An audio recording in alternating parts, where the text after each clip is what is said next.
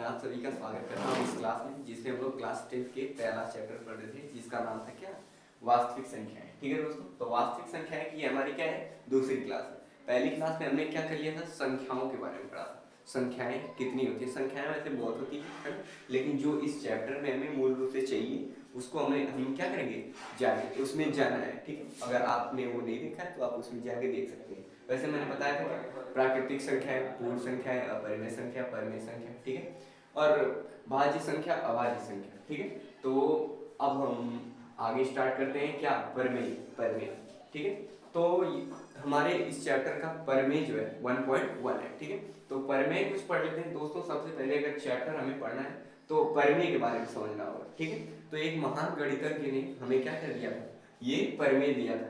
किसने दिया था, कार्ल फ्रेडरिक गॉस ने दिया था। क्या, कार्ल फ्रेडरिक गॉस ने दिया था। ठीक है, ये हमारा परिमेय दिया था। इसने ये समझाया था कि प्रत्येक भाज्य संख्या है, भाज्य संख्याएं क्या होती है। सबसे पहले मैं आप सभी को ये बता दूं कि भाज्य संख्या क्या होती है। क्या, भाज्य संख्या, भाज्य संख्या क्या होती है, वे संख्याएं जो क्या हो, किसी भी संख्या से क्या हो, विभाजित हो जाए, है ना। जो वे संख्याएं जो विभाजित हो जाए। ठीक है, जैसे क्या, चार।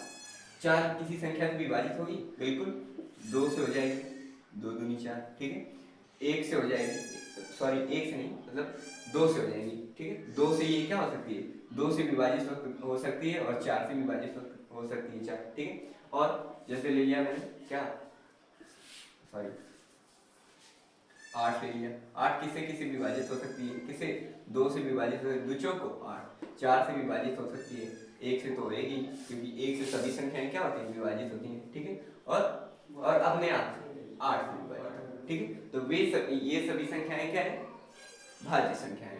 और फिर दूसरा संख्या क्या दी है, अभाज्य। मतलब क्या करना है हमें कि भाज्य संख्याएं देगी और उसके अभाज्य गुणनखंड निकालने, मतलब उसके उस संख्याओं के अभाज्य गुणनखंड करके उस संख्या को हमें बताना है। तो सबसे पहले हम ये परिमेय पढ़ लेते हैं। ठीक है, परिमेय पढ़ लेते हैं, तो मैं इसको मिटाता हूँ। ठीक है, चलिए। प्रत्येक भाज्य संख्या को अभाज्य संख्या के गुणनफल के रूप में व्यक्त यानी गुणनखंडित किया जा सकता है तथा यह गुणनखंडन अभाज्य गुणनखंडों के आने वाले क्रम के बिना अद्वितीय है। ठीक है, हमें क्या करना है कि जैसे ये क्या है, ये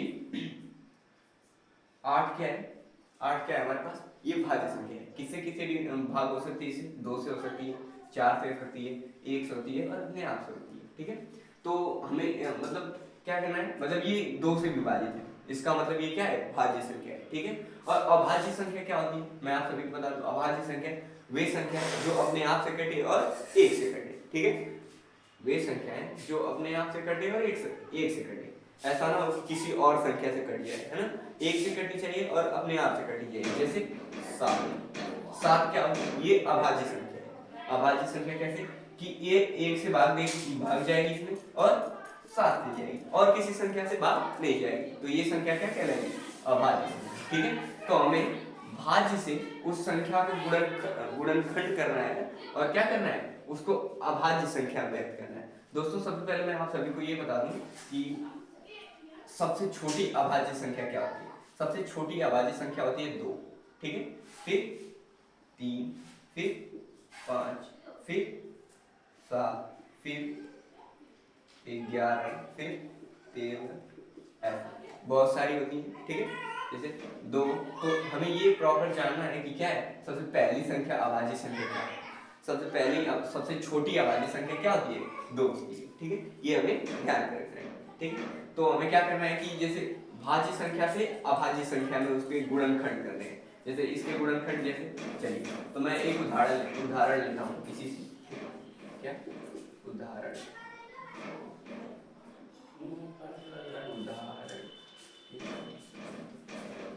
लेता हूँ। ठीक है, जैसे कोई भाज्य संख्या, ऐसी भाज्य संख्या लेते हैं, जैसे मैंने 10 ले लिया।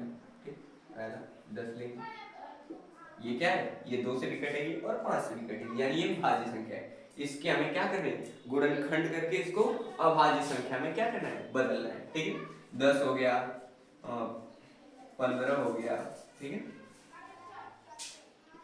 15 हो गया, दूसरा 15 हो गया, तीसरा 4, ठीक है। ये सभी क्या है हमारे भाज्य संख्या, ठीक है। तो सबसे पहले सॉल्व करेंगे, इसको क्या करेंगे, इसके गुणनखंड करेंगे, ठीक है। तो क्या करते हैं, गुणनखंड करते हैं 10 का, ठीक है, 10 गुणनखंड, ठीक है। गुणनखंड दो तरीके से भी कर सकते हैं, ठीक है। चलिए तो सबसे पहले करते हैं, 2 5 10 और 5 1 तो 10 के गुणनखंड क्या हो, 2 गुणे 5, तो ये क्या हो गया, अभाज्य गुणनखंड है इसकी, क्या है दोस्तों, अभाज्य। ये दोनों संख्याएं जो मिली है हमें 10 से, ये दोनों क्या है, अभाज्य संख्या है। दो क्या है, एक अभाज्य संख्या, जैसा कि मैंने ये लिखा है, ये सभी क्या है,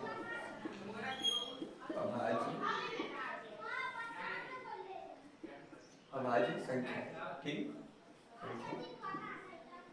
तो अभाज्य संख्या मतलब 2 और 5, और किसी से हो सकता है। ये अभाज्य संख्या क्या होती है, एक से कटे और अपने आप से कटे, ठीक है। तो 2 क्या है, एक से कटेगा और अपने आप से, तो इसका ये 10 का क्या है, ये अभाज्य गुणनखंड है, ठीक है। चलिए 15 करते हैं, दूसरा एग्जाम्पल 15 के 15 करते हैं, 15 करते हैं, ठीक है। तो ये किससे भाग जाएगी, 3 से जाएगी, बिल्कुल 3 5 15, और क्या है 5 है, 5 से फिर लेंगे, 5 1 5, तो इसका गुणनखंड क्या है, 3 गुणे 5।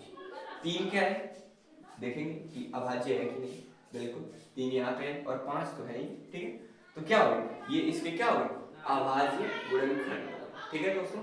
चलिए अब 4 है, तो 4 को भी कर लेते हैं, ठीक है। 4 भी क्या है, ये भाज्य संख्या है, ठीक है, इसको अभाज्य बनाएंगे, ठीक। गुणनखंड इसके अभाज्य गुणनखंड निकालेंगे, 2 दूनी 4 और 2 एकम 2, ठीक है। क्या है हमारे पास, इसके 2 क्या आ गए, 2 गुणे 2, तो ये इसके क्या है, अभाज्य गुणनखंड, ठीक है। चलो ऐसे मतलब ऐसे ही क्या होंगे हमारे पास सवाल आएंगे, ठीक है दोस्तों। जैसे कि मैं आप सभी को बता दूं कि एक्सरसाइज 1.1 का 1.1 का पहला सवाल जो है, जितने सभी सवाल है उसके जो भी 4 5 है ना, वे सभी क्या होंगे, उन सभी संख्याओं का क्या निकाला है, अभाज्य गुणनखंड निकालना है। तो जैसे दे देगा उसमें, है ना। चलिए कुछ बड़ी संख्याओं को हम स्टार्ट करते हैं। कुछ बड़ी संख्या जैसे मान लीजिए कि 225, ठीक है, 225 ये क्या है, एक भाज्य संख्या है, इसके अभाज्य गुणनखंड निकालते हैं, ठीक है। तो चलिए निकालते हैं इसकी। तो क्या कर देंगे, इसको 2 से जाएगी बात, बिल्कुल नहीं जाएगी, 3 से जाएगी, 3 से जाएगी, 3 7 21, एक उधर गए, 15 हुए, 3 25 15 75, अभी 3 से जाएगी, बिल्कुल जाएगी, 3 से फिर लिख जाते हैं, ठीक है। 3 दूनी 6, एक इधर गया, 15 हो गया, 3 5 15, अब 3 से जाएगी, नहीं जाएगी, किससे जाएगी, 5 से जाएगी, क्या हो गया 5 से जाएगी, 5 5 25, 5 5 25, ठीक है, 5 हो गया। अब फिर एक बार 5 से लेके चले जाएंगे, 5 का 5, तो ये हमारी क्या हो गई दोस्तों, अभाज्य गुणनफल, ठीक है। चलिए तो इसको क्या करते हैं, 3 गुणे 5 गुणे 5, ठीक है। तो ये क्या हो गया, इसकी अभाज्य गुणनखंड, ठीक है। तो इसको और छोटे में कर लिया जाए तो क्या कर सकते हैं, इसका 3 2 बार है तो 3 का स्क्वायर लगा सकते हैं, गुणे 5 का स्क्वायर, तो ये इसका प्रॉपर आंसर, ठीक है दोस्तों। तो ऐसे ही सवाल हमें करने हैं। इस प्रमेय से हमने क्या कर लिया, पहला एक्सरसाइज 1.1 का यानी प्रश्नावली 1.1 का हमने क्या कर लिया, पहले का सभी सवाल कर लेंगे, इसी तरह करना है दोस्तों, ठीक है।